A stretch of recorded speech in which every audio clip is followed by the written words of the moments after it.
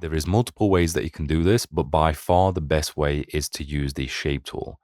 By using the shape tool, all you need to do is set the fill to a color, a nice bright color. You want to set the stroke to nothing and then drag yourself a box that is roughly the same size as your surface. Because from here, what we can do is we can right click and convert this into a smart object. This is the mockup. We can also rename it and just call it mockup. With this layer, if we press 5 on our keyboard and then press Ctrl or Command and T, we can reposition this onto here. And because this is a smart object, this will now allow us to hold Ctrl or Command and then drag the corners to match the perspective. You want to drag all of the corners.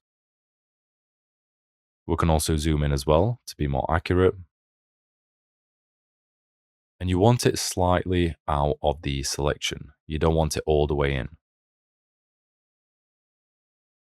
Same for this one as well.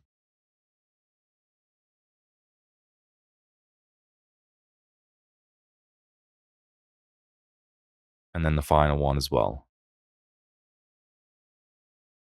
Once you've done that, from here, we're just going to also fix any other areas. As you can see, the surface bends in the center. And to fix this, you can right click, go to warp. And if you hold Control or Command once again, by hovering near the edge, this will give you a horizontal line option. If you then left click, you can drag this in and fix it. Same goes for this area near the bottom. Slightly bend this in. Make sure everything fits onto the surface.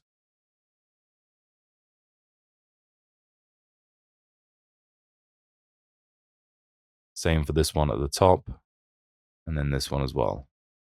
Once you're happy with the changes, we're just going to press Enter. And now we can press 0 to bring the opacity back to 100%.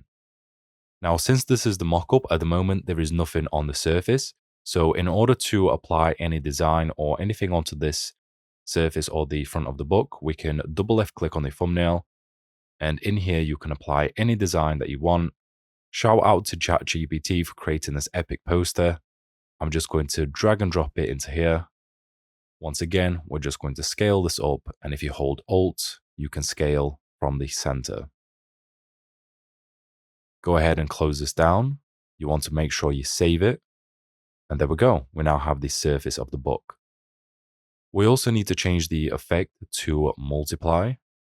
And this will bring back the previous shadows. You can see we have the area where the book bends. We also need to include the back cover as well, because as you can see, we can still see the back cover visible.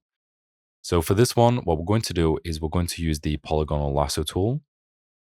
And we're just going to select this back panel or this back area.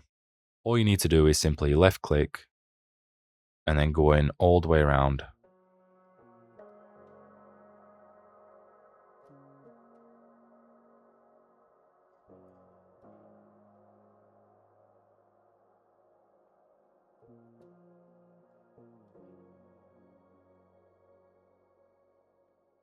Go back to the very first one, connect it up. And now if you use the bucket tool, you can hold Alt and sample the edge color. We're going to create a new layer and then fill this in. We can press Ctrl or Command and D. And once again, set it to multiply. From here, what we're going to do is we're also going to separate the book from the background. You can do this by selecting the background. And if you wanted to, you can use the select subject or remove background.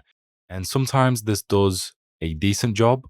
But if you want the most accurate results, I would definitely recommend to once again use the polygonal lasso tool. What we're going to do is you just want to hide these two layers.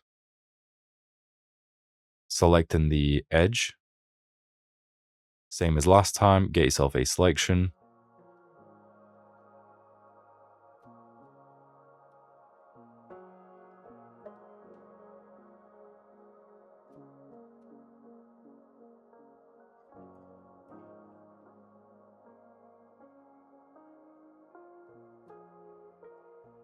Go ahead and connect it up. And then you want to press Ctrl or Command and J to duplicate it.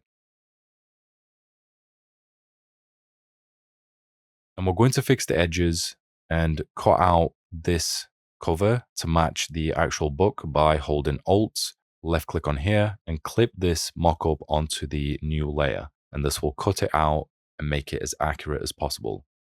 From here, if you wanted to, let's say that you wanted to add in the author or you wanted to make any changes onto the mockup, all you need to do is double left click on here.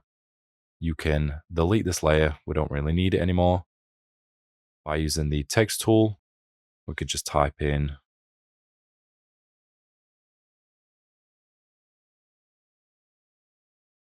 we're just going to scale this down, change the color,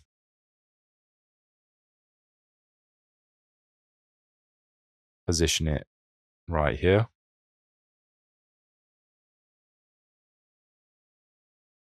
Close this down, press yes, and there we go. It's automatically applied the changes. And then finally, the very last step is if you want to change the background color, you can select this background, go to Adjustments, Hue and Saturation. If you click on Colorize, and then bring the saturation all the way to 100, brightness level to -37, you can change it to any color that you want. And that's pretty much it.